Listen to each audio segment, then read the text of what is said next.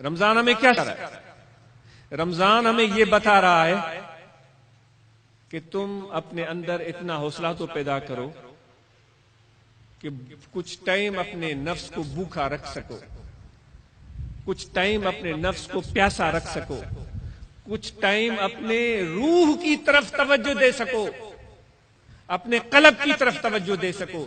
پوری زندگی تو پیٹ کی پوجا میں گزر گئی، تو اس مہینے میں بھی ہمیں یہ پریکٹس یہی کرنی ہوگی کہ اپنے جسم اور پیٹ کی برداشت کا امتحان لینا ہوگا۔ اس امتحان کو ہم کس طرح ادا کرتے ہیں کہ جب سحری کا ٹائم ہوتا ہے تو دبا کے کھاتے ہیں۔ میں یہ آج کل بات کر رہا تھا کہ دوستوں کے ساتھ بیٹھے ہوئے تھے تو انہوں نے کہا کہ سہیں افطاری تو ہماری ایسی ہوتی ہے، ہو سکتا ہے وہ دوست مذاق کر رہا ہو سکتا ہے سچ بول رہا ہو۔ جیسے ہی اذان ہوئی تو سامنے پکوڑے، سموسے اور یہ چاٹ، فروٹ، یہ ساری چیزیں بہت ساری اس نے بتائیں، دہی بڑے، سب کچھ پڑے ہوتے، وہ کھائے اور جلدی جلدی جا کر مغرب کی نماز پڑھی، اور مغرب کی نماز پڑھنے کے بعد اب یہ کتنی ساری چیزیں ہوتی ہیں۔ آئے انہوں نے کہا بھائی ہم نے تو کچھ بھی نہیں کھایا، وہ تو کیوں، کھانا تو ہوا ہی نہیں ہے، جلدی کرو، روٹی لاؤ، کھانا لاؤ۔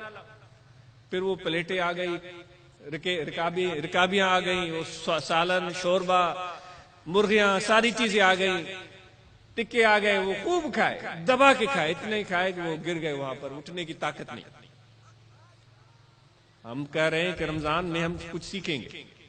اچھا، وہ بڑے زور دے دے کر اٹھے، بڑی مشکل سے وضو کیا اور تراویح میں پہنچے، تراویح پڑھ کے جیسے ہی واپس آئے تو وہاں سے چیختے ہوئے آئے، بھائی رمضان ہے، سارا دن روزہ رکھا ہے، کچھ کھایا ہی نہیں، کچھ تو کھلاؤ۔ بھائی کیا کھائیں، چلو کسی ریسٹوران میں چلتے ہیں۔ پورا قافلہ چلا گیا ریسٹوران میں، وہ پیزا اڑا رہے ہیں، کچھ بھی اڑا رہے ہیں، وہ کھایا پیا، اور پھر 1-2 گھنٹے بمشکل نیند کی، سحری کا ٹائم، بھائی کل رمضان ہے، کھانا کہاں ہے، کھانا لیا۔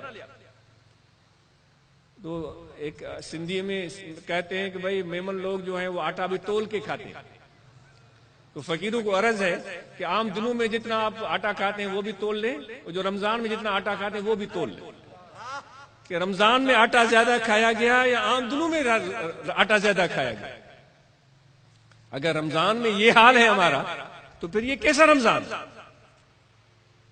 حد اعتدال کو اپنے سامنے رکھیں تو جتنی برداشت اور صبر اپنے اندر پیدا کریں گے انشاءاللہ اتنی آپ کے روح اور قلب کو تازگی ملے گی۔